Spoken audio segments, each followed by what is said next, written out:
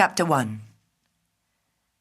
In nearly every old town up and down the country, tucked away in a quiet street, you'll find a worn stone.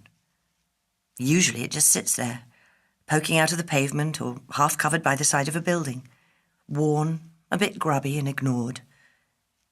Nancy, who often went to town on shopping trips with her parents, used to wonder what they were there for. Or at least she did, until the day she met Buk. It was early June. To Nancy, who was walking down Bell Street in Henley-on-Thames, keeping her usual 3 feet behind her mother, it felt more like August, in Cairo. The sun had blazed down throughout May, and although it was technically still spring in England, the grass had already turned brown in the middle of their lawn, and the pavements in town were hot and unpleasantly sticky. Little black bubbles of tar seeped up through the cracks, and Nancy was concentrating so hard on squishing them back down that she didn't immediately notice the strange boy watching her from across the street. When she did, she actually glanced up at a shop window on her right, so what she saw was really only his reflection on her side of the street. There was something oddly interesting about him. Partly it was his clothes, which were dusty and old-fashioned, perhaps even homemade, and partly it was his ears, which seemed slightly pointed at the tips, although that may have been a trick of the light. But mostly her attention was caught by the fact that he was sitting on one of those odd little stones she'd always seen in town. She gazed at his reflection for a few moments, noticing that he was also barefoot. He seemed to be smiling very directly at her, so she turned her head in order to give him her hard look for having the cheek to stare. However, when she looked across the street, the stone was empty.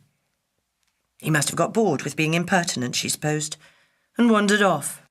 The really curious thing, though, was that when she turned back to the reflection in the shop window, she was startled to see him still there. He seemed to have his nose in a book now, or at least some sort of sheet, like a parchment. A curtain of blonde, almost white hair falling across his eyes. He glanced up and gave Nancy a shy wave before a bus went past, obscuring her view. By the time it had moved on, he was no longer there. She even checked the shop window reflection just to be sure. "Ooh, my back's killing me." Her mum looked hot and a bit cross, as usual. Nancy suddenly realised that she was also lugging a heavy plastic carrier bag full of milk and kiwi fruit. She moved up level with her mum and took hold of the bag. "I can carry these to the car," she said, but her mother just pursed her lips and tightened her grip on the bag as she crossed the road. Nancy caught up. "How's the molehill?" she asked, feeling the swish of the plastic bag against her bare legs. It was her dad's name for it. Neither he nor Nancy had quite been able to bring themselves actually to say the baby yet. Her mother was now rummaging for keys in her handbag.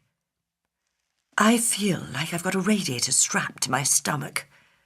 You know, I never thought I would say this, but I hope the weather takes a turn for the worse. Soon."